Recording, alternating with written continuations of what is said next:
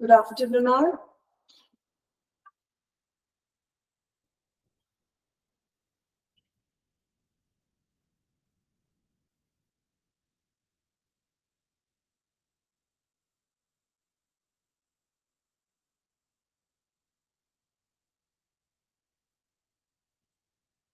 Okay, good afternoon. Then അപ്പൊ നമ്മുടെ class നമ്മൾ കഴിഞ്ഞ ക്ലാസ്സിൽ കുറച്ച് ദിവസം ആയല്ലേ ക്ലാസ്. അപ്പോ കഴിഞ്ഞ ക്ലാസ്സിൽ ഈ ഒരു ടേബിൾ വരെയാണ് നമ്മൾ പറഞ്ഞത് അല്ലെ, ബയോളജിക്കൽ ഇൻഫെക്ഷൻസ് എന്നൊരു ടേബിൾ വരെ ആയിരുന്നു. നെക്സ്റ്റ് ഇനി അടുത്ത പാർട്ടിലേക്ക് പോവുകയാണ്.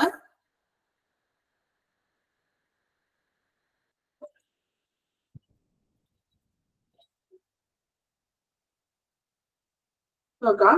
Biomedical waste management rules 1998. 1998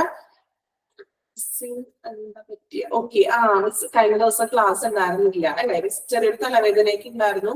അപ്പൊ സ്ട്രെയിൻ ചെയ്യാനുള്ള ബുദ്ധിമുട്ടുണ്ടായിരുന്നു. അപ്പൊ അതുകൊണ്ട് പെട്ടെന്ന് മോർണിംഗ് ആണ് ലീവ് അറിയിച്ചത്. ഓക്കെ, ക്ലാസ് ഹാൻഡിൽ ചെയ്തില്ലേ? ഓക്കെ ആയി, പ്രശ്നമൊന്നുമില്ല കേട്ടോ. ഓക്കെ, മുഖത്ത് കാണുന്നുണ്ട്. ഓക്കെ, ഇപ്പൊ കുഴപ്പമില്ല. ഓക്കെ, എന്തായാലും അപ്പോ ഇനി സ്റ്റാർട്ട് ചെയ്യാം. ലാസ്റ്റ് നമുക്ക് പറയാം കേട്ടോ. അപ്പൊ നോക്കാം. Biomedical waste management rules 1998. നോക്കാം. Ministry of Environment and Forest, that is MOEF. Ministry of Environment and Forest important ആണ്, എക്സാമിന് ചോദിക്കാറുണ്ട് കേട്ടോ. MOEF have promptly developed and released guidelines to the hospitals to guarantee the safe and correct disposal of waste. അപ്പോ ഈ ഹോസ്പിറ്റലുകൾക്ക് എങ്ങനെയൊക്കെയാണ് disposal correct ആയിട്ട് ചെയ്യേണ്ടതെന്നും അങ്ങനെയുള്ള സേഫ് റൂൾസും കാര്യങ്ങളൊക്കെയാണ് ഈ MOEF-ല് വരുന്നത്. Biomedical Waste Management and Handling Rules 1998 came into effect.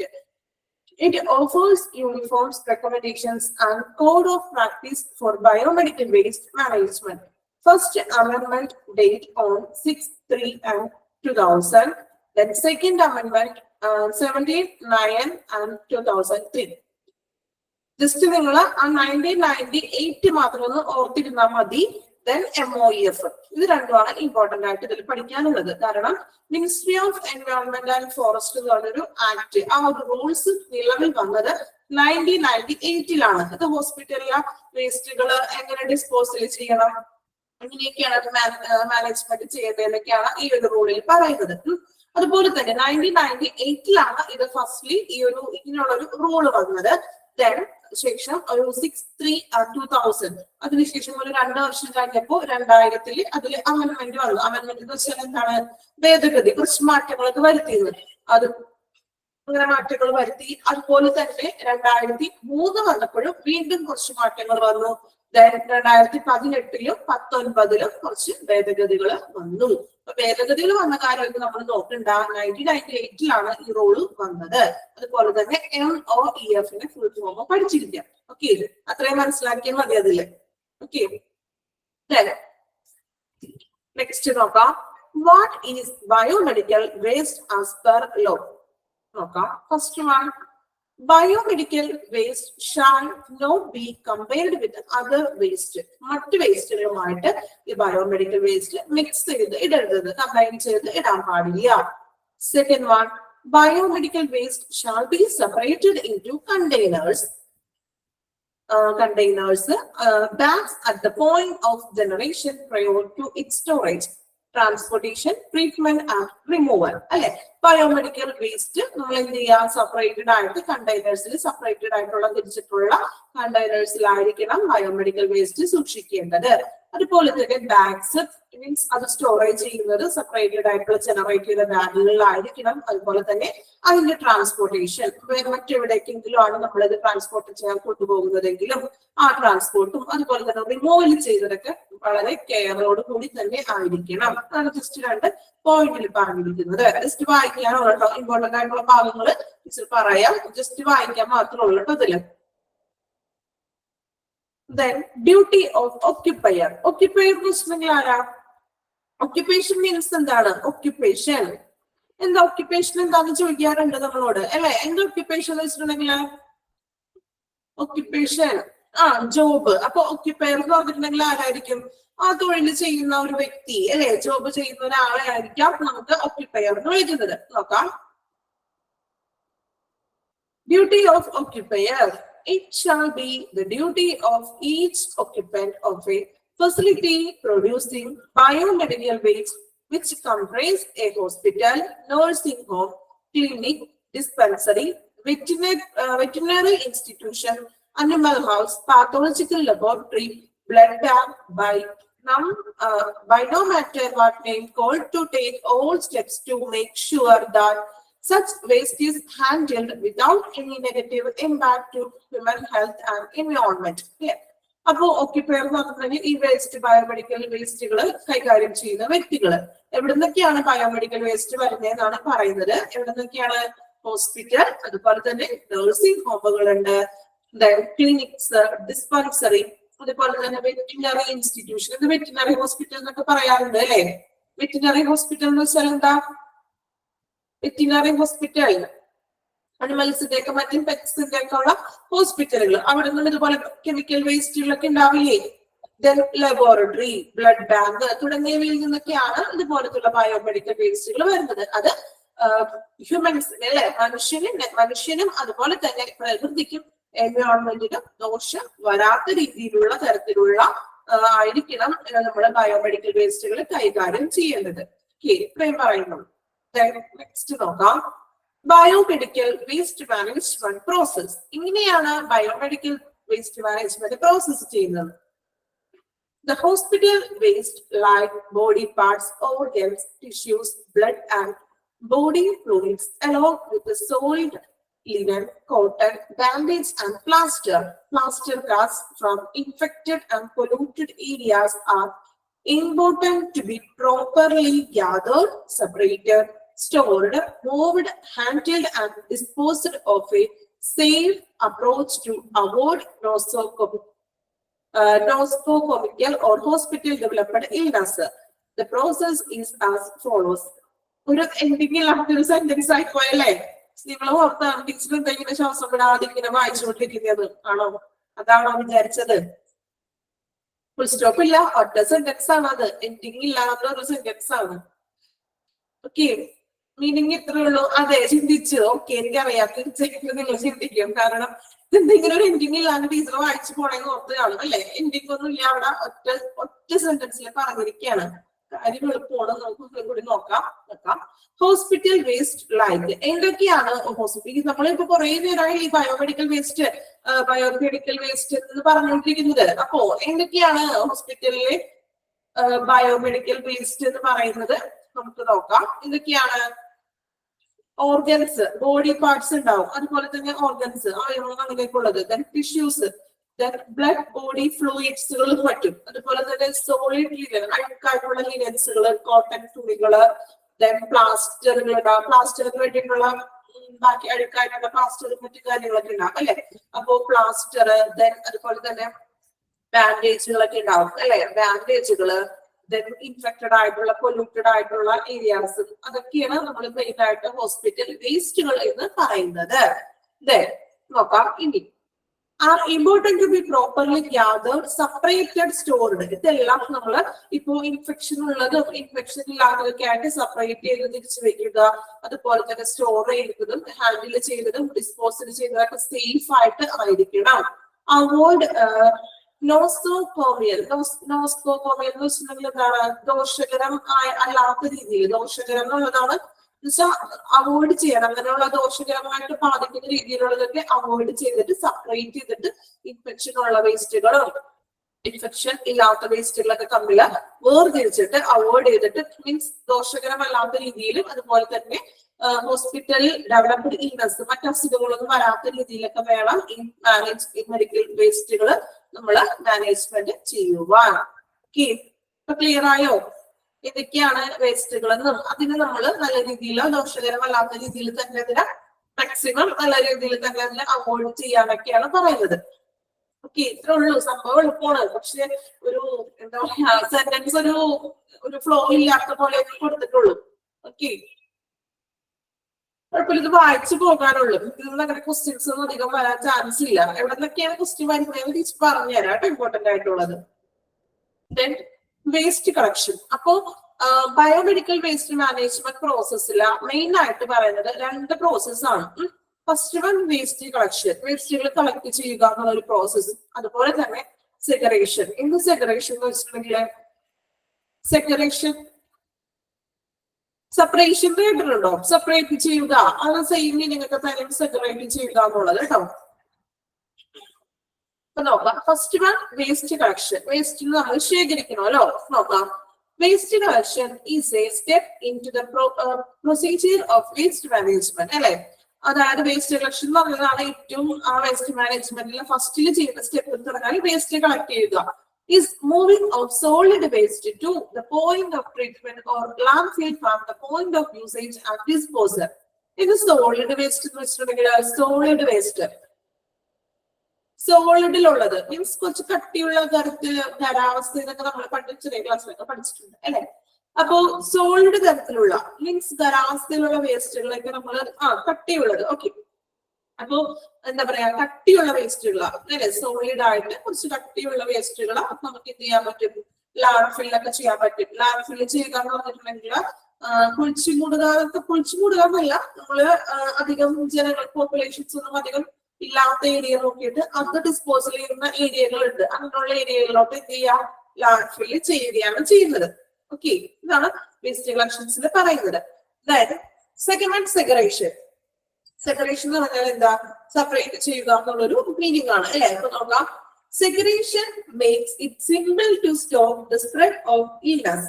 സെഗറേഷൻ നമ്മൾ ഇൻഫെക്ഷൻ ഉള്ളതും ഇൻഫെക്ഷൻ ഇല്ലാത്തതുമായിട്ടുള്ള മാലിന്യങ്ങളെയൊക്കെ സെപ്പറേറ്റ് ചെയ്യുന്നത് കൊണ്ട് തരംതിരിക്കൽ. ഓക്കെ, അപ്പോ അങ്ങനെ സെപ്പറേറ്റ് ചെയ്യുന്നത് കൊണ്ട് നമുക്ക് അസുഖങ്ങൾ സ്പ്രെഡ് ചെയ്യുന്നതിന് തടയാനായിട്ട് സാധിക്കും ഇല്ലേ. വളരെ ഇൻഫെക്ഷൻസ് ആയിട്ടുള്ള മാലിന്യങ്ങളൊക്കെ ഒരുമിച്ച് കൂടാരം കൂട്ടിയിടുകയാണെങ്കിൽ അതിൽ നിന്ന് മറ്റ് അസുഖങ്ങളും അല്ലെങ്കിൽ ഇൻഫെക്ഷൻസ് ഒക്കെ വരാനായിട്ട് സാധ്യതയുണ്ട്. സോ സെപ്പറേറ്റ് ചെയ്യുമ്പോൾ നമുക്ക് ഇൽനെസ്സിനെയൊക്കെ അല്ലെങ്കിൽ ഇങ്ങനെയുള്ള രോഗങ്ങളെയൊക്കെ നമുക്ക് കുറയ്ക്കാനായിട്ട് സാധിക്കും. Then make it simple to choose from the disposal choice and can lessen to burden on the waste treatment system and protect against injuries. അതുപോലെ തന്നെ നമുക്ക് ഇൻഷുറൻസിൽ നിന്ന് പ്രൊട്ടക്ഷനും ലഭിക്കും. അതുപോലെ തന്നെ മറ്റ് അസുഖങ്ങളൊന്നും വരാതെ ഇൻഫെക്ഷൻസ് ആയിട്ടുള്ള വേസ്റ്റുകൾ നമ്മൾ തരംതിരിച്ച് വെച്ചിട്ടുണ്ടെങ്കിൽ അസുഖങ്ങളൊന്നും വരാതെ അതിനൊക്കെ നമുക്ക് എന്ത് ചെയ്യാം, ഒരു വിധത്തിൽ തടയാനായിട്ട് സാധിക്കുന്നു. ഇതാണ് സെഗറേഷൻസിൽ വരുന്നത്. ഓക്കെ, അപ്പോ ബയോമെഡിക്കൽ വേസ്റ്റ് മാനേജ്മെന്റിന്റെ പ്രധാനമായിട്ടുള്ള രണ്ട് പ്രോസസ് പറഞ്ഞിട്ടുണ്ടെങ്കിൽ ഒന്ന് വേസ്റ്റ് കളക്ഷൻ, വേസ്റ്റുകളെ കളക്ട് ചെയ്യുക, സോളിഡ് ആയിട്ടുള്ളതിനെ ലാൻഡ് ഫിൽ ചെയ്യുന്നു. Second one സെഗറേഷൻ. സെഗറേഷനിൽ നമ്മൾ പറഞ്ഞു ഇൻഫെക്റ്റഡ് ആയിട്ടുള്ളതും അല്ലെങ്കിൽ ഇൻഫെക്ഷൻ ഇല്ലാത്തതുമായിട്ടുള്ള വേസ്റ്റുകൾ നമുക്ക് എന്ത് ചെയ്യാം, തരംതിരിച്ച് വെക്കാം. തരംതിരിക്കുന്നത് മൂലം നമുക്ക് മറ്റ് അസുഖങ്ങൾ സ്പ്രെഡ് ചെയ്യുന്നതിനെ കുറയാനായിട്ട് ഒരു പരിധി വരെ സാധിക്കുന്നു. ഓക്കെ, ക്ലിയർ ആയോ? ഞാൻ വായിച്ചു നോക്കി. നിങ്ങള് ഫസ്റ്റ് തുടങ്ങുന്ന വായിക്കണേ. ഫസ്റ്റ് ഭാഗത്തില് MOEF ഇമ്പോർട്ടന്റ് ആണ്, ഫുൾ ഫോം എക്സാമിന് ചോദിക്കാറുണ്ട്. അതുപോലെ ആ ഒരു ഇയറും ഒന്ന് പഠിച്ചു വെക്കാം. 1998 മാത്രം ഒന്ന് പഠിച്ചു വെച്ചാൽ മതി. അമെന്റ്മെന്റ് ഒന്നും ചോദിക്കാറില്ല, ജസ്റ്റ് ഒന്ന് വായിച്ചാൽ മാത്രം മതി. ഇത്രയും ഭാഗം ജസ്റ്റ് വായിച്ച് മനസ്സിലാക്കാവുന്നുള്ളൂ കേട്ടോ. അങ്ങനെ ക്വസ്റ്റ്യൻസ് ഒന്നും അധികം ചോദിക്കാറില്ല. നോസൽ ഫോമിൽ ദോഷകരമായിട്ട് ബാധിക്കുന്നതൊക്കെ പറയില്ലേ, ദോഷകരമായ ഇത്രയും ഭാഗം ഒന്ന് വായിച്ചു നോക്കാം കേട്ടോ. അടുത്തതൊരു കാറ്റഗറിയാണ്, ഇമ്പോർട്ടന്റ് ആണ്. അടുത്തത് എടുക്കാൻ പോകുന്ന സെക്ഷൻ ഇമ്പോർട്ടന്റ് ആയിട്ടുള്ള ഒരു സെക്ഷനാണ്.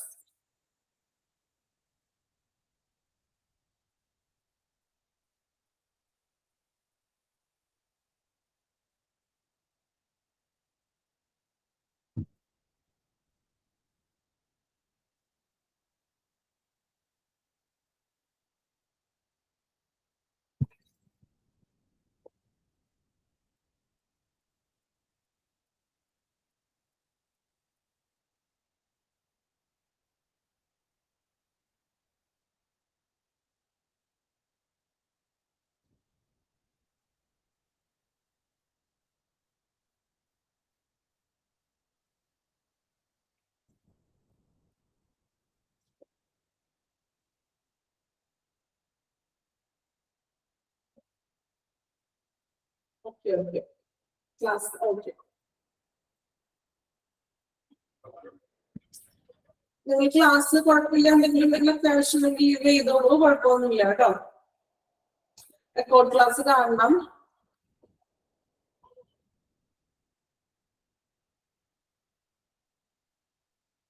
നിങ്ങളോട് ക്ലാസ് അറ്റൻഡ് ചെയ്യണമെന്ന് പറഞ്ഞത് വേറെ ഒന്നും കൊണ്ടല്ല കേട്ടോ. കാരണം എനിക്കറിയാം ഓരോരുത്തർക്കും ഓരോ സിറ്റുവേഷൻസ് കാര്യങ്ങളൊക്കെ ഉണ്ടാവും. പക്ഷെ ക്ലാസ് അറ്റൻഡ് ചെയ്യുമ്പോൾ കുറച്ചും കൂടി നിങ്ങൾക്ക് പഠിച്ചില്ലെങ്കിലും കുറച്ച് കാര്യങ്ങളൊക്കെ നമുക്ക് ആ ക്ലാസ്സിൽ ഇരുന്നുകൊണ്ട് അറിയാൻ പറ്റുമല്ലോ. ഇപ്പൊ ഓൾറെഡി പ്രശ്നം കുഴപ്പമൊന്നുമില്ല. ഇപ്പൊ വർക്കിംഗായിട്ടുള്ളവരൊക്കെ ഉണ്ടോ തിരിയല്ലേ, കുഴപ്പമില്ല. നിങ്ങൾ റെക്കോർഡ് ക്ലാസ് കണ്ടാൽ മതി, പ്രശ്നമൊന്നുമില്ല കേട്ടോ.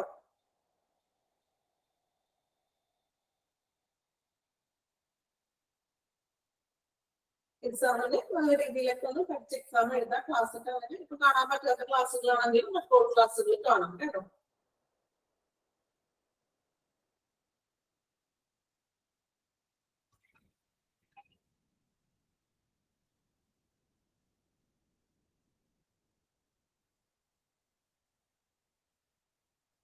എക്സാമിന് ചെയ്യുന്നത് ഓക്കെ. ഒരാള് മാത്രം ഓർമ്മ ഉണ്ടായിരുന്നോളല്ലേ, ബാക്കി ആരും എന്ത് ചോദിക്കാൻ എക്സാം? ഓക്കെ, എക്സാം നമുക്ക് നോക്കാം കേട്ടോ. ടൈം ഉണ്ടെങ്കിൽ ഞാൻ ഇടാം. ഫസ്റ്റ് മോർണിംഗ് ബാച്ചിന് എക്സാം അവർ പറഞ്ഞ് എക്സാം എടുപ്പിച്ചായിരുന്നു. ഓക്കെ, നമുക്ക് ടൈം ഉണ്ടെങ്കിൽ ഇടാം. ഓക്കെ,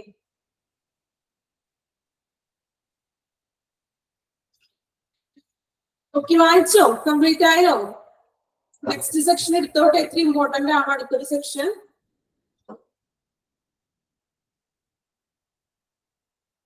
വായിക്കുന്നുണ്ട് എല്ലാവരും, അല്ലെങ്കിൽ ഉറങ്ങിയാണോ എല്ലാവരും? ചെറിയ ഉറക്കമൊക്കെ ടൈമാണല്ലോ അല്ലേ? ഉറങ്ങുന്നുണ്ടോ ആരെങ്കിലും? വലിയ കേട്ടിരിക്കാൻ വലിയ രസമൊന്നുമില്ലാത്ത വേസ്റ്റിനെ പറ്റിയുള്ള ഒരു ചാപ്റ്ററുമാണ് അല്ലേ? വായിച്ചു. ഓക്കെ, നെക്സ്റ്റ് നമ്മൾ എടുക്കാൻ പോകുന്നത് ഈ വേസ്റ്റ് കാറ്റഗറി, അല്ലെങ്കിൽ ആ കാറ്റഗറിയിൽ വരുന്നത് ഏതൊക്കെ ടൈപ്പുള്ള വേസ്റ്റുകളാണ്. അതുപോലെ തന്നെ നമ്മൾ ഏത് കളറിലെ കണ്ടെയ്നേഴ്സിലാണ് ഈ വേസ്റ്റ് നിക്ഷേപിക്കുന്നതും അതുപോലെ തന്നെ എങ്ങനെയാണ് നമ്മളത് ഡിസ്പോസൽ ചെയ്യുന്നതാണ് ഒരു ടേബിളിലൂടെ പഠിക്കാൻ പോകുന്നത്. ഇത് ഇമ്പോർട്ടന്റ് ആണ്. ഈ ടേബിള് പ്രത്യേകം എടുക്കാൻ പോകണമെങ്കിൽ മുമ്പ് പറയുന്നത് അതാണ്, ഇമ്പോർട്ടന്റ് ആണ്. നമ്മൾക്ക് ഈ ടേബിള് ഇത് പോകുമ്പോൾ തന്നെ നിങ്ങൾ കാറ്റഗറിയുടെ പേരുകൾ പഠിച്ചിരിക്കണം. ഓക്കെ, നമ്മുടെ മോർണിംഗ് ബാച്ചുകാര് ആ ഒരു ക്ലാസ് കഴിഞ്ഞപ്പോൾ തന്നെ ഒരുവിധ എല്ലാ കുട്ടികളും പറഞ്ഞ് മീൻസ് അവര് തന്നെ പെട്ടെന്ന് പറഞ്ഞ് കേൾപ്പിച്ചായിരുന്നു കേട്ടോ. അതുപോലെ നമുക്ക് മീൻസ് ആ ഒരു പേരുകൾ മാത്രമെങ്കിലും പഠിക്കണം. ഓക്കെ, ഇപ്പൊ തന്നെ നമുക്ക് പഠിച്ചെടുക്കാം. എന്തൊക്കെയാണ് കാറ്റഗറി? കാറ്റഗറി നമ്പർ 1 വരുന്നത് ഏത് ടൈപ്പ് ആയിട്ടുള്ള വേസ്റ്റുകളാണ്. ഇനി ആ വേസ്റ്റിന് നമ്മൾ ഏത് തരത്തിലുള്ള അല്ലെങ്കിൽ ഏത് കളറിലുള്ള ഏത് ടൈപ്പ് ഓഫ് ബാഗ് അല്ലെങ്കിൽ കണ്ടെയ്നേഴ്സിലാണ് ഡിസ്പോസൽ ചെയ്യേണ്ടത്, എങ്ങനെയാണ് അതിനെ നമ്മൾ ഡിസ്പോസൽ ചെയ്യുക, അത് കഴിഞ്ഞിട്ട് ഏത് തരത്തിലാണ് നമ്മൾ അതിനെ ഡിസ്പോസൽ ചെയ്ത് കളയുന്നത് എന്നാണ് ഈ ഒരു പേപ്പറിൽ പറയുന്നത്. നമുക്ക് ഓരോ കാറ്റഗറി ആയിട്ട് എടുത്ത് പഠിക്കാം. അപ്പോ ഫസ്റ്റ് വൺ നോക്കാം. കാറ്റഗറി 1. കാറ്റഗറി 1 വരുന്നതാണ് ഹ്യൂമൻ അനാട്ടോമിക്കൽ വേസ്റ്റ്. എന്താ അനാട്ടോമിക്കൽ വേസ്റ്റ് എന്ന് വെച്ചിട്ടുണ്ടെങ്കിലോ, ഹ്യൂമൻ അനാട്ടോമിക്കൽ വേസ്റ്റ് മീൻസ് മനുഷ്യന്റെ ശരീരഘടനയിലെ വേസ്റ്റുകൾ ബ്രാക്കറ്റ്സിൽ കൊടുത്തിട്ടുണ്ട്. എന്തൊക്കെയാണ് ഹ്യൂമൻ അനാട്ടോമിക്കൽ വേസ്റ്റിൽ ഉൾപ്പെടുന്നത്? Human tissues, organs, body parts, ഇവയൊക്കെയാണ് ഹ്യൂമൻ അനാട്ടോമിക്കൽ വേസ്റ്റിൽ വരുന്നത്. കാറ്റഗറി 1 ആണ് human anatomical waste. Okay, class കഴിയുമ്പോൾ ഓരോ കാറ്റഗറിയുടെ പേര് മാത്രം എല്ലാവരും പഠിച്ചിരിക്കണം. ഓക്കെ, പഠിക്കാൻ പറ്റും കേട്ടോ. കാറ്റഗറി 1 വരുന്നത് human anatomical waste.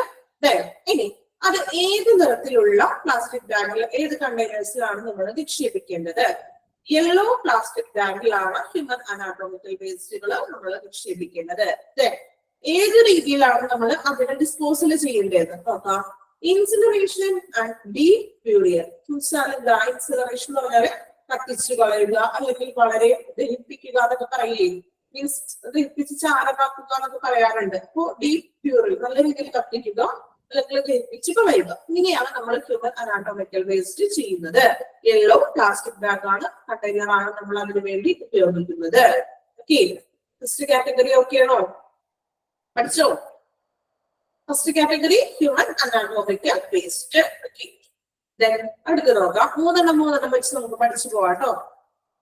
Category 2. Category 2 വരുന്നത് അനിമൽ വേസ്റ്റ്. അനിമൽസ് ആയിട്ട് റിലേറ്റഡ് ആയിട്ടുള്ള എല്ലാ തരത്തിലുള്ള വേസ്റ്റുകളുമാണ് അനിമൽ വേസ്റ്റിൽ വരുന്നത്. നോക്കാം അനിമൽ വേസ്റ്റിൽ എന്തൊക്കെയാണ് ഉൾപ്പെടുന്നത് നോക്കാം കേട്ടോ. പ്രാക്ടീസിൽ കൊടുത്തിട്ടുണ്ട്. Animal tissues, organs, body parts, then carcasses. എന്താ ഈ കാർക്കസസ് എന്ന് വെച്ചിട്ടുണ്ടെങ്കിൽ മീൻസ് മൃതശരീരങ്ങളില്ലേ, അതായത് അനിമൽസിന്റെ ഒക്കെ തന്നെ മീൻസ് മൃതശരീരങ്ങള് അഴുകിയ മൃതശരീരങ്ങളും പറ്റും. അതുപോലെ തന്നെ bleeding parts, then fluid, blood and experimental animals used in research. Waste produced by veterinary hospital and colleges. Hospital from discharges.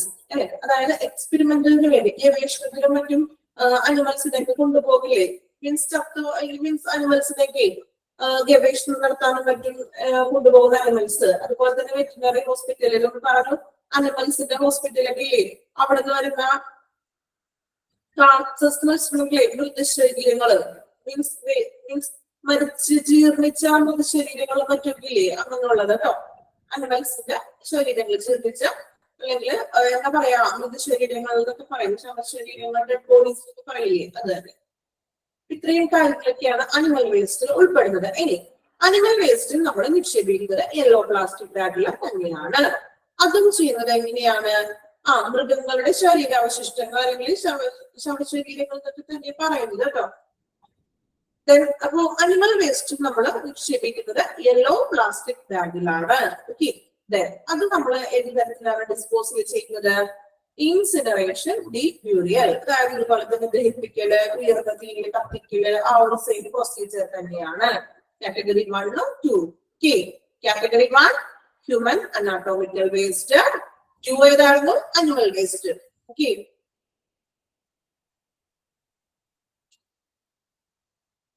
Category 3 നിങ്ങൾക്ക് പഠിക്കുമ്പോൾ ഈ ബ്രാക്കറ്റിലുള്ളത് പഠിച്ചില്ലെങ്കിൽ ഇനി കിട്ടിയില്ലെങ്കിൽ കുഴപ്പമില്ല. ആ ജസ്റ്റ് എന്താണ് സംഭവം ഡയറക്റ്റ് ചെയ്ത് എഴുതിയിട്ടില്ല ഓരോ കാറ്റഗറി, അത് മാത്രം ഒന്ന് മെയിൻറ്റെയിൻ ചെയ്ത് പഠിക്കാം. ഓക്കെ, ഇതിനുള്ളിൽ ഒന്നുള്ളത് പഠിക്കാൻ പറ്റിയില്ലെങ്കിൽ കുഴപ്പമൊന്നുമില്ല, അതൊരു വലിയ ഇമ്പോർട്ടൻസ് ഒന്നുമില്ല.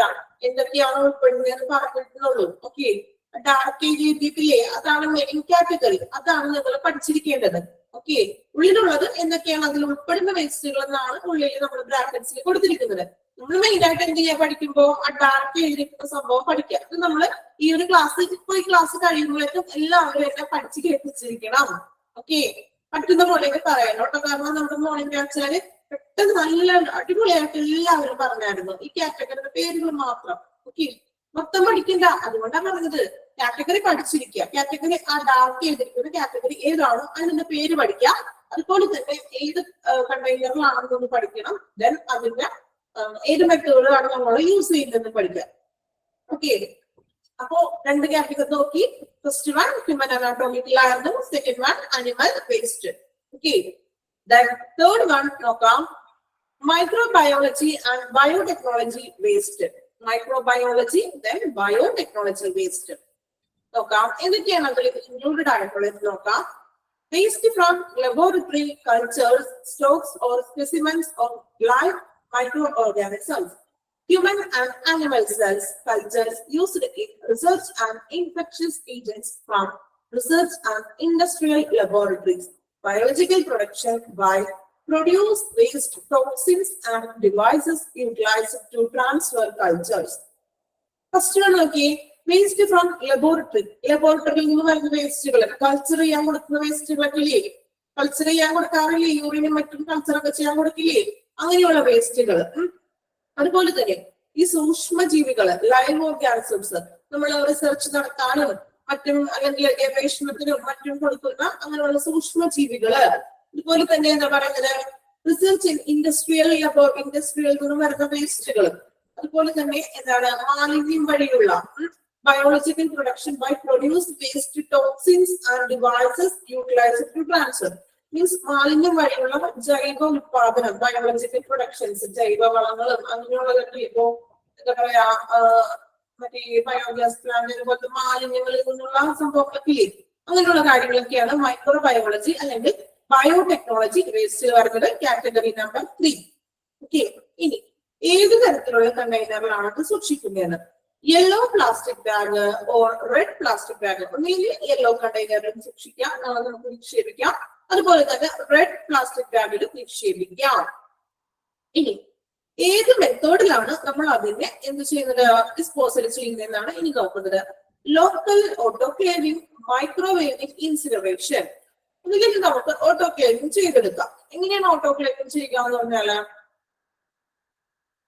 ഓട്ടോക്ലേവ് മീൻസ് സ്റ്റെറിലൈസ് ഒക്കെ ചെയ്തിട്ട് ഓട്ടോക്ലേവ്സ് ചെയ്യാം, അല്ലെങ്കിൽ മൈക്രോവേവ് വികിരണങ്ങളൊക്കെ ഉപയോഗിച്ചുകൊണ്ട് നമുക്ക് അതിനെ കത്തിക്കലോ അല്ലെങ്കിൽ ദഹിപ്പിക്കലോ ചെയ്യാം. ഇതാണ് കാറ്റഗറി 3 വരുന്നത്. ഓക്കെ, 3 കാറ്റഗറി പേരുകളൊന്നും നോക്കാം. ഫസ്റ്റ് വൺ ഏതായിരുന്നു, human anatomy. Second one category 2 animal waste. Category 3 microbiology and biotechnology waste. 3 category. Okay, 3 category okay ആണോ? പെട്ടെന്ന് വായിച്ചു നോക്കൂ. 3 കാറ്റഗറി വായിച്ചു നോക്കാം. വായിക്കണേന്റെ ഒപ്പം കാറ്റഗറിയുടെ പേര് ഒന്ന് പഠിച്ചു പോണേ. പറ്റുന്നവര് എല്ലാവരും തന്നെ ഇന്ന് തന്നെ ഒന്ന് പറഞ്ഞു കേൾപ്പിക്കാൻ ശ്രമിക്കണേ. അപ്പൊ നമുക്ക് അതങ്ങോട്ട് പഠിച്ചു കഴിഞ്ഞു. ഇമ്പോർട്ടന്റ് ആണ്, ഈ ഒരു ടേബിൾ ഇമ്പോർട്ടന്റ് ആണ്. 10 കാറ്റഗറിയാണ് നമുക്ക് വരുന്നത്. 10 കാറ്റഗറിയുടെ പേരുകളെങ്കിലും നമുക്ക് പഠിച്ചിരിക്കണം. ഈ ഒരു ക്ലാസ്സോടുകൂടി പഠിക്കണം കേട്ടോ. ശ്രമിച്ചു നോക്കാം കേട്ടോ. പറ്റില്ലാന്ന് വിചാരിക്കേണ്ട, ശ്രമിച്ചു നോക്കാം. പറ്റുന്ന പോലെ പറയാം കേട്ടോ. പേര് മാത്രം പറഞ്ഞാൽ മതി, ബ്രാക്കറ്റ്സിലുള്ളതൊന്നും പറയണ്ട. 3 ഇപ്പൊ തന്നെ വായിക്കുന്നതിനോടൊപ്പം തന്നെ പഠിച്ചോളൂ. ഹ്യൂമൻ അനാട്ടമിക്കില്, അനിമൽ വേസ്റ്റ്, മൈക്രോബയോളജി. ഓക്കെ,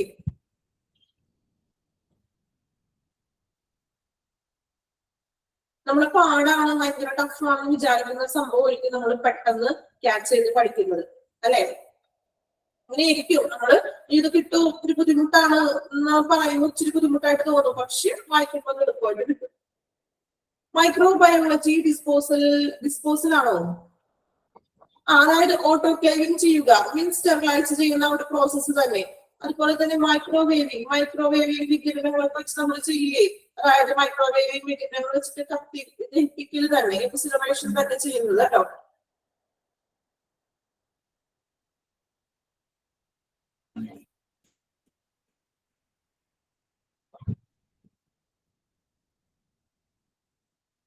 പത്ത് കാറ്റഗറി നമുക്കിത് കംപ്ലീറ്റ് ചെയ്യണം.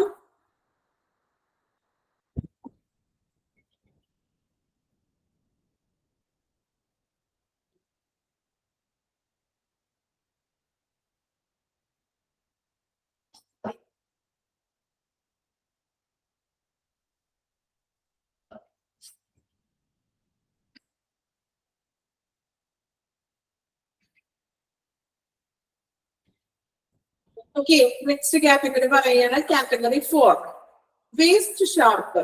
മീൻസ് ഷാർപ്പ് ആയിട്ടുള്ള തരത്തിലുള്ള വേസ്റ്റുകൾ എന്തൊക്കെയാണെന്ന് നമുക്കറിയാം. എന്തൊക്കെയാണ് ഷാർപ്പ് ആയിട്ടുള്ള വേസ്റ്റ് എന്ന് പറഞ്ഞാല്? എന്തൊക്കെയാണ്? ബ്രാക്കറ്റ്സിൽ നോക്കാം കേട്ടോ. നീഡിൽസ്, സിറഞ്ചസ്, സ്കാൽപ്പൽസ്, ബ്ലേഡ്, ഗ്ലാസ് എക്സെട്ര അല്ലെ. അതായത് എന്താണ്, നീഡിൽസും അല്ലെങ്കിൽ സിറഞ്ചസും അങ്ങനെയുള്ള ഐറ്റംസ് ഒക്കെയാണ് ഷാർപ്പ് ആയിട്ടുള്ള വേസ്റ്റുകൾ എന്ന് പറയുന്നത്. Then that might lead to punches and wounds. അതായത് മുറിവുകൾക്കും അല്ലെങ്കിൽ എന്താണ് കുത്തേക്കാനും മുറിവേക്കാനൊക്കെ സാധ്യതയുണ്ടെന്ന് ഇങ്ങനെയുള്ള ഷാർപ്പ് വേസ്റ്റുകൾ അല്ലേ. ഷാർപ്പ് വേസ്റ്റ് നമുക്ക് കുത്തേൽക്കാനോ അല്ലെങ്കിൽ മുറിവ് സംഭവിക്കാനൊക്കെ കാരണമായേക്കാം. This applies to both used and unused sharp. അതുകൊണ്ട് നമ്മൾ മീൻസ് അതിനെ സെപ്പറേറ്റ് ചെയ്ത് തരംതിരിച്ച് വെക്കണമെന്ന്. ഇനി അത് വെക്കേണ്ട കണ്ടെയ്നേഴ്സ് എന്തൊക്കെയാണെന്ന് നോക്കാം. Blue or white translucent puncture proof containers. അതായത് എന്താണ് മീൻസ് പഞ്ചർ പ്രൂഫ് കണ്ടെയ്നേഴ്സ് എന്ന് പറഞ്ഞാല് കുറച്ച് കട്ടിയുള്ള തരത്തിലുള്ള കണ്ടെയ്നേഴ്സ് ഇല്ലേ. ഷാർപ്പ് വേസ്റ്റ് ഒക്കെ ഇടുമ്പോൾ കറങ്ങി പുറത്തേക്കൊക്കെ പോകില്ലേ. അതുകൊണ്ട് അത്രയും മീൻസ് ഒരു എന്താ പറയാ ബ്ലൂ ആൻഡ് വൈറ്റ് കളറില അത്രയും ഇത്തിരി കോട്ടിങ് കൂടുതലായിട്ടുള്ള തരത്തിലുള്ള കണ്ടെയ്നേഴ്സ് ആയിരിക്കണം ഉപയോഗിക്കേണ്ടത്. ഇനി എങ്ങനെയാണ് അതിനെ ഡിസ്പോസൽ ചെയ്യുന്നത്? ഡിസ്ഇൻഫെക്ടിങ്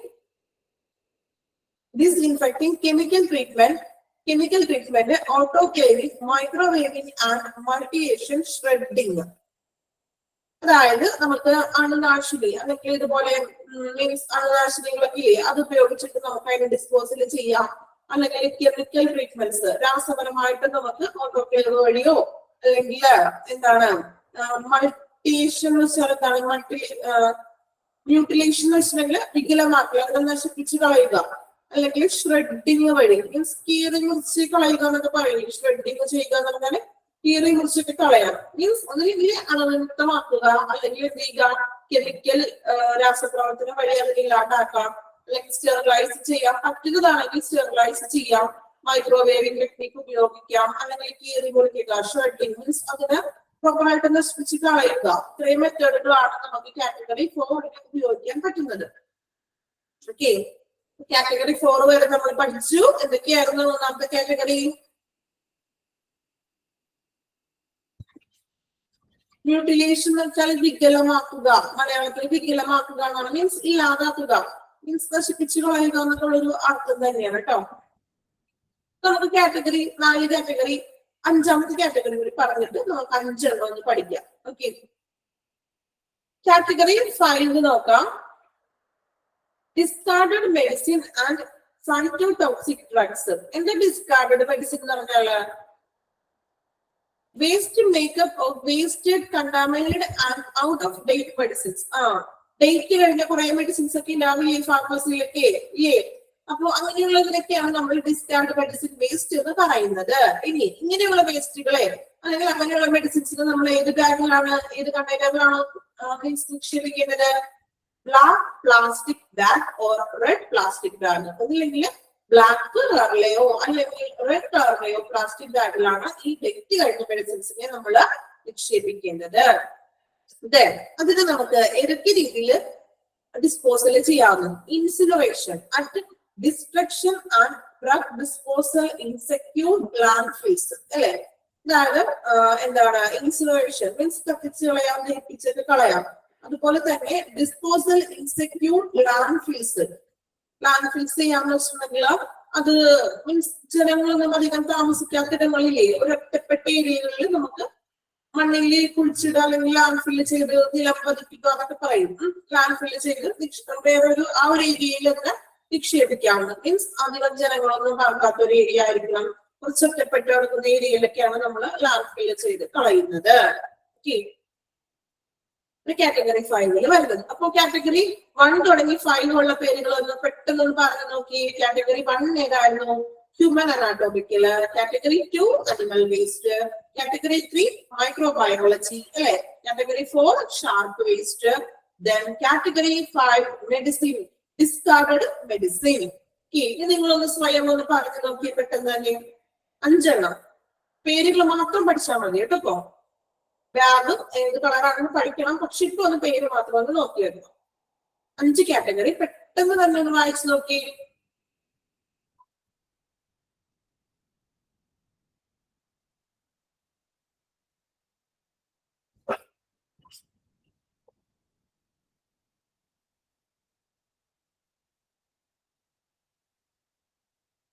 അഞ്ച് കാറ്റഗറിയുടെ പേര് പഠിക്കാം കേട്ടോ. അപ്പൊ തന്നെ പെട്ടെന്ന് വായിച്ചു നോക്കാം, ഒപ്പം തന്നെ എന്ത് ചെയ്യാം, പഠിച്ചു പോവാം.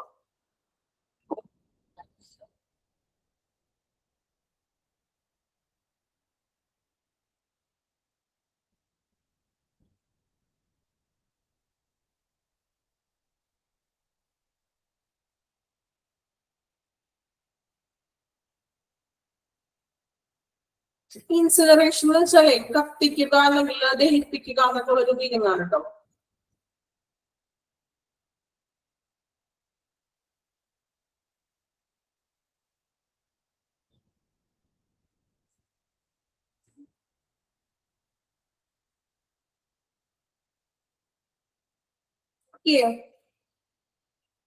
പഠിച്ചോ? ഓക്കെ, എല്ലാവരും പഠിച്ചോ? 5 കാറ്റഗറിയുടെ പേര് പറയാൻ പറ്റില്ല എല്ലാവർക്കും? പറയാൻ പറ്റില്ലേ? ഓക്കെ, ലാസ്റ്റ് ഞാൻ 10 കാറ്റഗറിയുടെ പേര് പറയിപ്പിക്കും, പറയണം. ഓക്കെ, ഇഷ്ടമുള്ളവർക്ക് പറയാം കേട്ടോ. ദെൻ കാറ്റഗറി 6 നോക്കാം. 10 കാറ്റഗറി ഉണ്ട്. കാറ്റഗറി 6 നോക്കാം. Soiled waste. എന്ത് സോയിൽഡ് വേസ്റ്റ് എന്ന് വെച്ചാല്?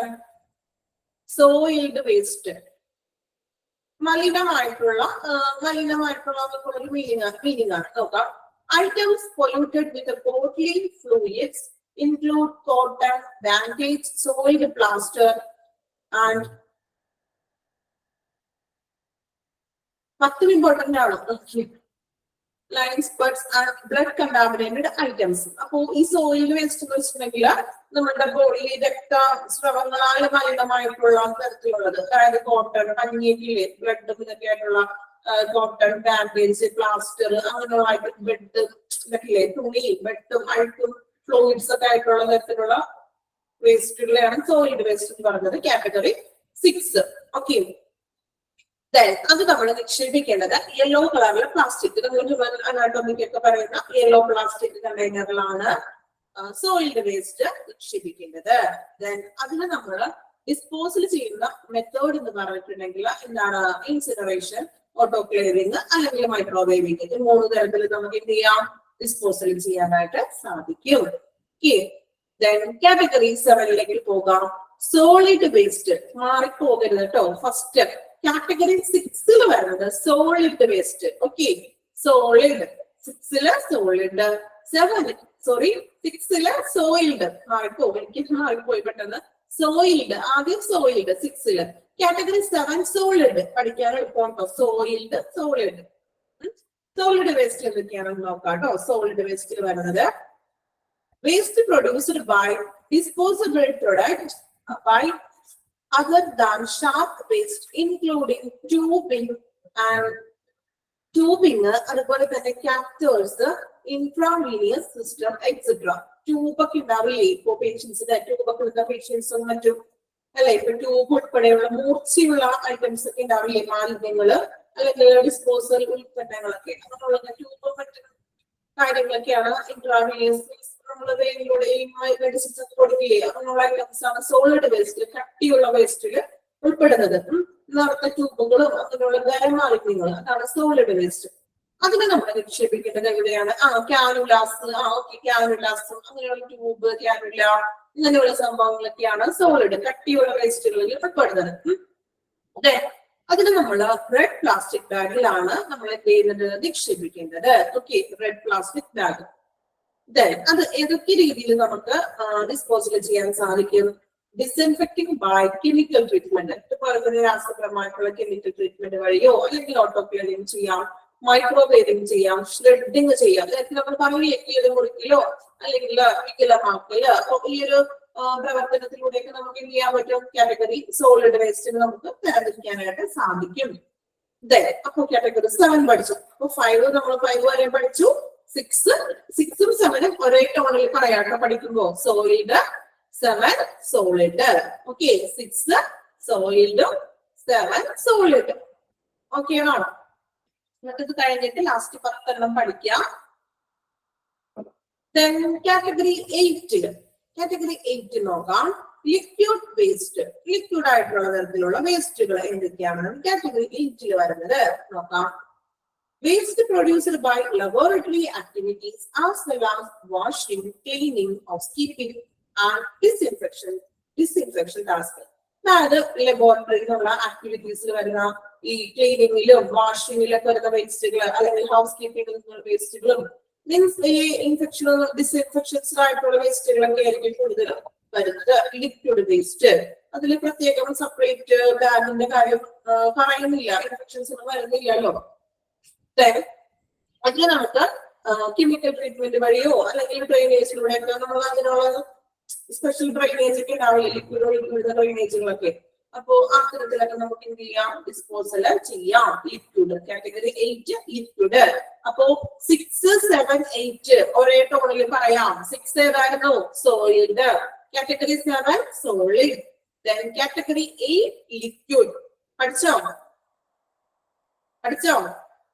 കഴിഞ്ഞ നിങ്ങൾ പഠിച്ചു. 6, 7, 8 പഠിച്ചില്ലേ? ഇപ്പോ 6 എന്തായിരുന്നു? Soiled, 7 solid, 8 liquid.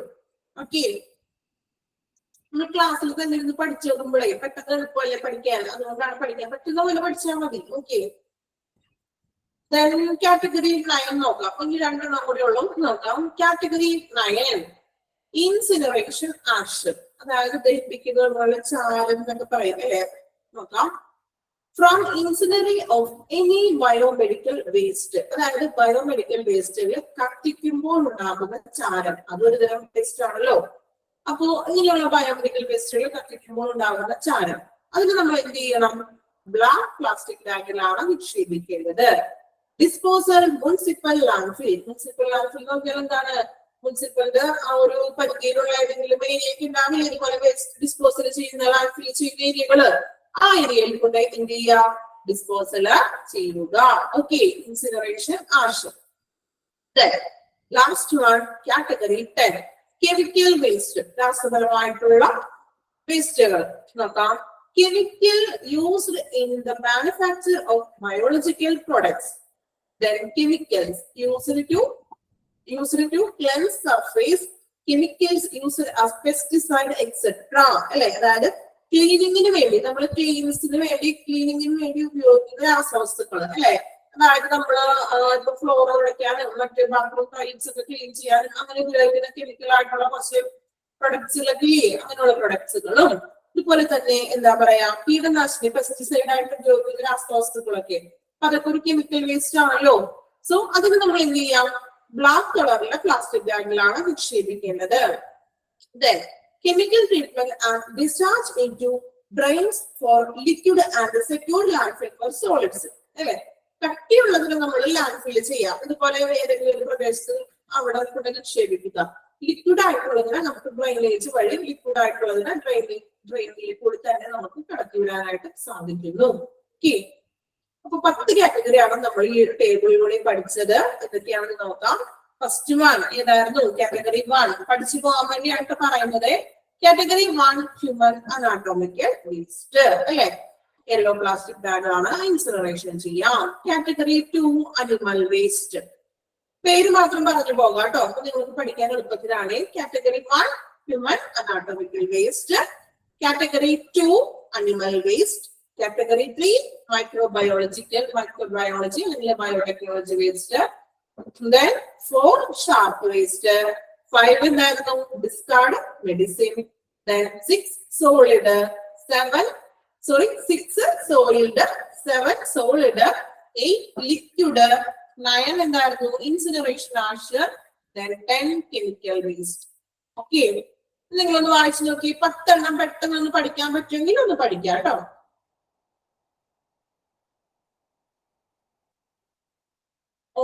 ഓർഡറിൽ തന്നെ പഠിക്കണം, കാരണം കാറ്റഗറി അവരുടെ നമ്പർ തിരിച്ചിട്ടില്ലേ, അല്ലെങ്കിൽ നമുക്ക് ഇഷ്ടമുള്ള പോലെ പഠിക്കാമായിരുന്നു. പക്ഷെ ഇത് ഓർഡറിൽ തന്നെ പഠിച്ചോളൂ, അതല്ലേ നല്ലത്.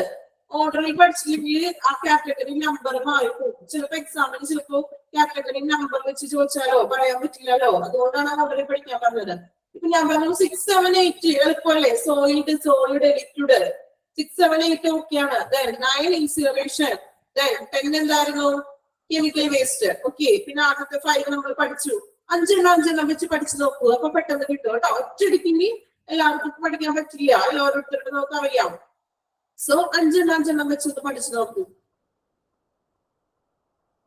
പറ്റുന്ന പോലെ പഠിക്കും കേട്ടോ. കാറ്റഗറി ഓർഡർ അനുസരിച്ച് പഠിക്കുന്നതായിരിക്കും തോന്നുന്നത് കുറച്ചുകൂടി എളുപ്പം.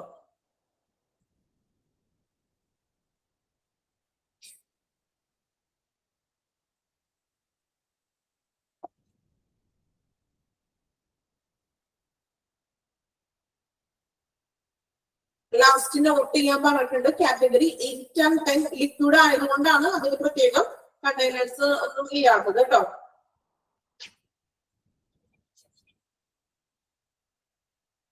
പെട്ടെന്ന് വായിച്ചു നോക്കാം. വായിക്കണേക്കൊക്കെ പഠിച്ചു പോകണോട്ടോ, ഇമ്പോർട്ടന്റ് ആണ് ഈ ടേബിള്. 5 പഠിക്കാൻ പാടോ? 5 പഠിക്കാൻ പാടുന്നാണോ അല്ലെങ്കിൽ 5-മത്തെയാണോ പാട്? 5-മത്തെ ഡിസ്കാർഡ് മെഡിസിൻ. ഡിസ്കാർഡ് മെഡിസിൻ മാത്രം പഠിച്ചാൽ മതി. ഇപ്പോഴും പഠിക്കാൻ പറ്റില്ലെങ്കിൽ ബാക്കി ഉണ്ടാവുമല്ലോ ആൻസറിൽ അല്ലേ. 5-മത്തെ പാടില്ല. ഇത് ഡിസ്കാർഡ് മെഡിസിൻ, അതായത് ഡേറ്റ് കഴിഞ്ഞ മെഡിസിൻസ്. പേരാണോ പഠിക്കാൻ പറ്റാതെ? ഡിസ്കാർഡ് മെഡിസിൻ മതി.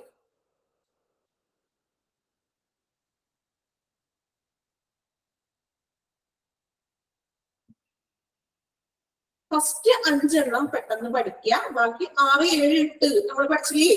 ഇതൊക്കെയാണ് സോളിഡ്, ലിക്വിഡ് അല്ലെ. പിന്നെ incineration, last one chemical. Okay, പഠിച്ചു. Okay,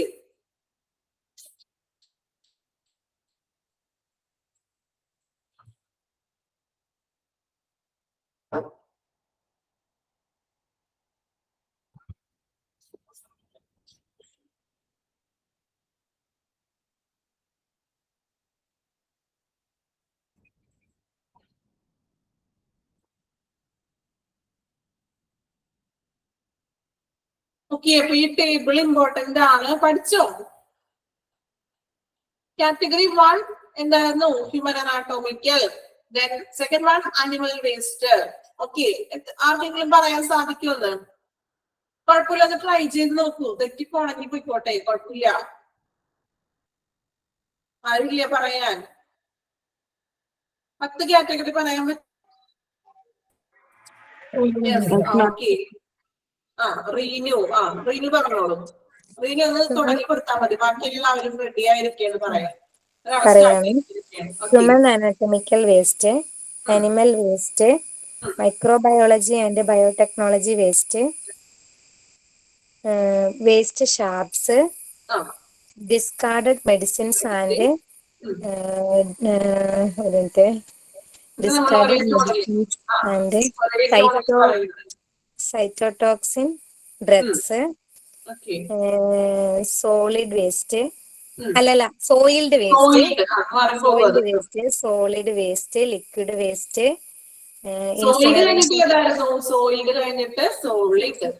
solid waste, liquid waste, incineration ash, chemical waste. കണ്ടോ, നല്ല രീതിയിൽ പറഞ്ഞു, കുഴപ്പമില്ല. നമ്മൾ അങ്ങനെ തെറ്റിപ്പോയിക്കോട്ടെ, പക്ഷെ നമ്മൾ പറയാൻ ശ്രമിക്കുക. അപ്പൊ നമുക്കൊരു അടുത്ത ആൾക്കാർക്ക് കൂടി ഒരു പ്രചോദനം, ആരെങ്കിലും നമുക്ക് തുടക്കം കുറിക്കാനുള്ള ഒരു ബുദ്ധിമുട്ട് അല്ലെ? ഒരു സ്റ്റാർട്ടിങ് ട്രബിൾ ആണ്. ഒരാൾ സ്റ്റാർട്ട് ചെയ്ത് കഴിഞ്ഞാൽ പിന്നെ അങ്ങനെ പറഞ്ഞോളൂ. ഓക്കെ, ഇനി അടുത്ത ആൾക്കാർക്ക് പറയാം. ഓക്കെ, കണ്ടോ, പെട്ടെന്നോട്ടൊന്ന് പറയാൻ വരുന്നു. ഓക്കെ, പറഞ്ഞോളൂ. Human anatomical waste, animal waste, microbiology and biotechnology waste, പിന്നെ waste sharp,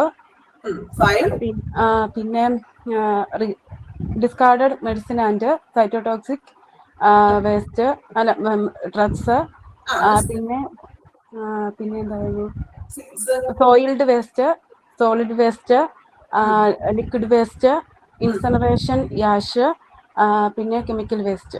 okay, very good. അവിടെ എത്തുമ്പോൾ ഒരു തപ്പല് വന്നേക്കാണല്ലേ, സോളിഡ് ആണോ എന്നൊരു പ്രശ്നം വരുന്നത് എല്ലാവർക്കും. ഓക്കെ, ആദ്യം സോളിഡ് ആണ്, പിന്നെ സോളിഡ്, പിന്നെ ലിക്വിഡ്. അവിടെ 7-8 എളുപ്പമാണ്, ഒറ്റ ചോദ്യം പറഞ്ഞു തീർക്കാം. ഓക്കെ, ഇനി ഒരാൾക്ക് പറയാലോ. ഞാൻ പറയാം. പറഞ്ഞോ. Category 1 human anatomical waste, category 2 animal waste, category 3 microbiological waste, category 4 waste sharp, category 5 discarded medicine, and category 6 oiled waste, category 7 solid waste, category 8 liquid waste, and category 9 incineration waste, category 10 chemical waste. Okay, അപ്പൊ ഇത് ഈ കൂട്ടത്തിലേക്ക് ഒരു maximum ഒരു 90% students പഠിച്ചു കഴിഞ്ഞപ്പോഴേ ഇല്ലേ? പഠിച്ചെല്ലാവരും? കാരണം ഇത് important ആണ്, അതുകൊണ്ടാണ് ഞാൻ ഇങ്ങനെ ജസ്റ്റ് നിങ്ങളൊക്കെ പറയിപ്പിക്കുന്നത് പറഞ്ഞത് കേട്ടോ. ഇമ്പോർട്ടന്റ് ആണ് അത്, കാരണം വേസ്റ്റ് ചിലപ്പോൾ ചോദിക്കാം, ചിലപ്പോൾ കാറ്റഗറി നമ്പർ ചോദിക്കാം. കാറ്റഗറി നമ്പർ തന്നുകൊണ്ട് അത് ഏത് ടൈപ്പ് വേസ്റ്റ് ആണെന്ന് ചോദിക്കാം കേട്ടോ. സാധ്യതയുണ്ട്. ഈ ഒരു ടേബിൾ ഇമ്പോർട്ടന്റ് ആണ്. അപ്പൊ ഞാൻ എന്താ പറയാ, ഇമ്പോർട്ടന്റ് ആയിട്ടുള്ള കാര്യങ്ങൾ നിങ്ങളോട് കുറച്ചുകൂടി പഠിക്കണം എന്ന് പറയാറുണ്ട്. ഇമ്പോർട്ടന്റ് ആകാത്തത് ജസ്റ്റ് നിങ്ങൾ വായിച്ച് മനസ്സിലാക്കിയാൽ മതി. അത്ര നമുക്ക് എല്ലാം കൂടി പഠിക്കാൻ പറ്റില്ലല്ലോ. അപ്പൊ നമുക്ക് ഓപ്ഷൻ ഉണ്ട്, അപ്പൊ കുഴപ്പമില്ല, വായിച്ചാൽ മതി. ഇനിയിപ്പോ അത്യാവശ്യം എല്ലാവരും പഠിച്ചിട്ടുണ്ടെന്ന് തന്നെ വിചാരിക്കുന്നു കേട്ടോ. അപ്പൊ ഇനി പഠിക്കാത്തവരുണ്ടെങ്കിൽ, കിട്ടാത്തവരുണ്ടെങ്കിൽ കുഴപ്പമില്ല, സമയം എടുത്ത് തന്നെ പഠിച്ചോളൂ, ഒരു പ്രശ്നമില്ല. എല്ലാവർക്കും ഒറ്റയടിക്ക് പഠിച്ചാൽ കിട്ടണമെന്നില്ലല്ലോ അല്ലെ? നമ്മളെല്ലാരും കുറച്ച് എനിക്കറിയാം, കുറച്ച് ചിലപ്പോൾ ഗ്യാപ്പുള്ളവരുണ്ടാകും. അപ്പൊ പെട്ടെന്ന് പഠിക്കാനുള്ള ഒരു ബുദ്ധിമുട്ടും കിട്ടാനുള്ള പ്രയാസമൊക്കെ ഉണ്ടാകും. കുഴപ്പമില്ല, നിങ്ങൾക്ക് എങ്ങനെയാണോ പറ്റുന്ന പോലെ ഒരു 5 വെച്ചോ അങ്ങനെ എന്തെങ്കിലുമൊക്കെ ആയിട്ട് പഠിച്ചു പോകുക കേട്ടോ. പഠിക്കാതിരിക്കരുത്, ഇമ്പോർട്ടന്റ് ആണ്.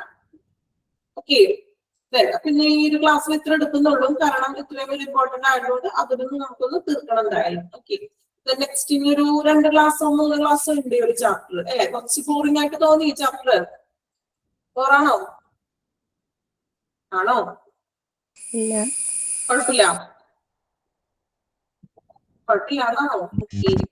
അല്ലേ? പിന്നെ സമയമൊക്കെ ആയതുകൊണ്ട് അധികം നേരം കേട്ടിരിക്കുമ്പോൾ ബുദ്ധിമുട്ടൊക്കെ എന്താണെന്ന് എനിക്കറിയാം. അതുകൊണ്ട് തന്നെയാണ് ഞാൻ അധികം ഒരുപാട് എടുത്ത് പോകാത്തത് കേട്ടോ. നമുക്ക് അത്യാവശ്യം കുഴപ്പമില്ല അല്ലെ? നമുക്ക് അത്ര സ്പീഡിൽ പോകണ്ട. ചിലപ്പോ എനിക്ക് സ്പീഡ് പോകും, അപ്പൊ സ്പീഡ് കൂടുന്നുണ്ടെങ്കിൽ എന്ത് ചെയ്യാമെന്ന് പറയാം. ഓക്കെ, നമ്മൾ എല്ലാ ക്ലാസ്സിലും ഇങ്ങനെ കണ്ടിന്യൂസ് ഇങ്ങനെ എടുക്കുന്നോണ്ട് ചിലപ്പോ ആ ഒരു ഫ്ലോറിൽ ഒരു ഇതായി എന്തായിരുന്നു ഇൻട്രസ്റ്റ് ആയി. എവിടെ എത്തിയപ്പോഴാണ് ഇൻട്രസ്റ്റ് ആയിരുന്നോ അത് ഇവിടെ എത്തിയപ്പോഴാണോ? ആദ്യം ഉറക്കം വന്നിരുന്നു മിസ്. ഏതാ? ആദ്യം ഉറക്കം വന്നിരുന്നു, ടേബിൾ തുടങ്ങിയപ്പോ പോയി ഇൻട്രസ്റ്റഡ്. ടേബിൾ തുടങ്ങിയപ്പോ ഇൻട്രസ്റ്റ് ആയി. ഓക്കെ, ആദ്യമൊക്കെ ഉറങ്ങണേയിരുന്നു, അങ്ങനെയാണോ? മ്യൂട്ട് ചെയ്ത ക്ലാസ്സിൽ മാത്രം ഇരിക്കുമ്പോൾ ഉറക്കം വരും. നമ്മളിങ്ങനെ കമ്മ്യൂണിക്കേഷൻ ചെയ്ത് പഠിക്കുമ്പോൾ ഞങ്ങൾക്ക് ഉറക്കം പോകും, ഇൻട്രസ്റ്റ് വരും. നമ്മൾ ഞങ്ങൾ സ്വന്തം അങ്ങനെയായിരുന്നു. ക്ലാസ്സിൽ നമ്മളെ ഫസ്റ്റ് ക്ലാസ്സില് അത്യാവശ്യം കമ്മ്യൂണിക്കേഷനും ഇന്ററാക്ഷനും ഉണ്ടായിരുന്നു. പിന്നെ സ്റ്റുഡൻസിന്റെ ഭാഗത്ത് തന്നെ കുറച്ച് മീൻസ് റെക്കോർഡ് ക്ലാസ് നടന്നവരുണ്ടല്ലോ, അപ്പോ അവർക്കും ഇന്ററാക്ഷൻ മീൻസ് അവർക്ക് ക്ലാസ് കേൾക്കുകയാണല്ലോ ചെയ്യുന്നത് റെക്കോർഡ് ക്ലാസ്സിൽ. അപ്പൊ അങ്ങനെയുള്ള ഒരു പ്രശ്നം വന്നതുകൊണ്ടാണ് നമുക്ക് ലാസ്റ്റ് 10 minutes മാത്രം മീൻസ് ഇന്ററാക്ഷൻ ആക്കിയത് കേട്ടോ. നമുക്കും ബുദ്ധിമുട്ടാണ് അല്ലേ, നമുക്ക് ടീച്ചേഴ്സ് മാത്രം പറഞ്ഞിരിക്കുമ്പോൾ അത് നിങ്ങൾക്ക് അറിയാലോ അതിന്റെ ഒരു ബുദ്ധിമുട്ട്. കുഴപ്പമില്ല, നമ്മൾ എന്ത് ചെയ്യാം, നമുക്ക് ലാസ്റ്റ് 10 minutes ഉണ്ട് ഇന്ററാക്ഷന്. അപ്പൊ അങ്ങനെയുള്ള ടൈമിൽ നമുക്ക് ഇതുപോലെ ക്വസ്റ്റ്യൻസ് ഒക്കെ ചോദിക്കാം. അപ്പൊ ഉറക്കത്തിനൊക്കെ ഒന്നും ഇരിക്കില്ല എല്ലാവരും, ഇല്ലേ? ഉറങ്ങിയിരുന്നോ? ഓക്കെ, അപ്പൊ ഇനി പഠിക്കാത്തവരുണ്ടെങ്കിൽ എന്ത് ചെയ്യാം, 10 കാറ്റഗറിയും പഠിച്ചിരിക്കുക കേട്ടോ. അടുത്ത ദിവസം ഫസ്റ്റ് തന്നെ ഞാൻ ക്ലാസ്സിൽ വരുമ്പോൾ 10 കാറ്റഗറി ഇനി പറയാത്തവരുണ്ടെങ്കിൽ കുറച്ച് പേരെ കൊണ്ട് പറയിപ്പിച്ചിട്ട് അടുത്ത ക്ലാസ് തുടങ്ങുള്ളൂ. ഓക്കെ, ഇതുപോലെ ഇനിയിപ്പോ പറയാനായിട്ട് കുറച്ച് പേർക്ക് അവസരം കിട്ടിയില്ലല്ലോ, പറയാനായിട്ട് പഠിച്ചിരിക്കുന്നവരൊക്കെ ഉണ്ടാവും. അപ്പൊ അടുത്ത ക്ലാസ്സിലൊന്ന് പറയാം കേട്ടോ. Okay okay, thank you miss. Okay, thank you. Thank you miss. Thank